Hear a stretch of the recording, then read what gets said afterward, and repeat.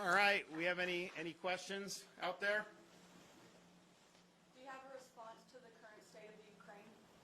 I've addressed it a bunch of times. I mean, I think at the end of the day, I mean, the 2 points that I've made is, you have somebody like Putin who's really just sitting on a bunch of gas and oil. I mean, that's all he has. His society's really hollowed out.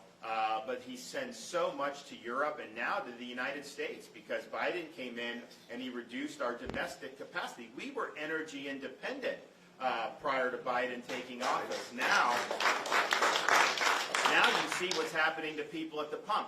Oil just hit $115 a barrel. I think it's going to go to $150 a barrel or maybe even more. What does that mean for you at the pump?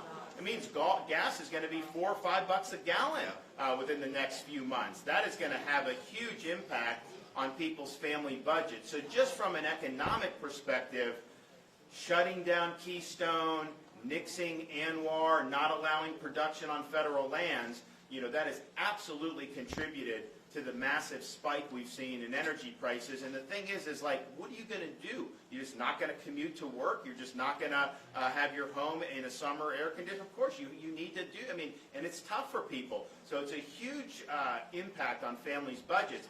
But then from beyond just the economic, from a national security perspective, is our nation more secure when we're energy independent or when we're helping to fuel regimes like Putin's regime? Exactly. I want to be energy independent. Yeah. And that's what he's doing.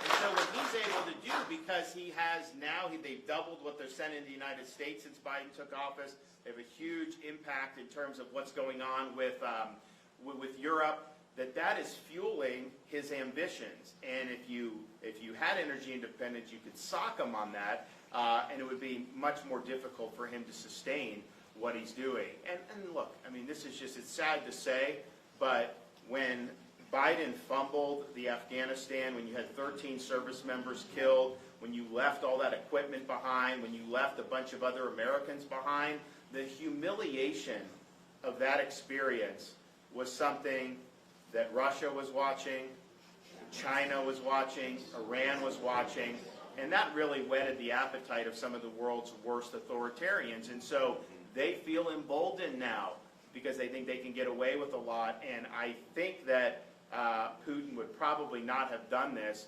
if he thought the United States was strong. But I think he thinks that the United States is weak because of the impotence of Biden's administration, and he's doing some really bad stuff right now. It's sad to see.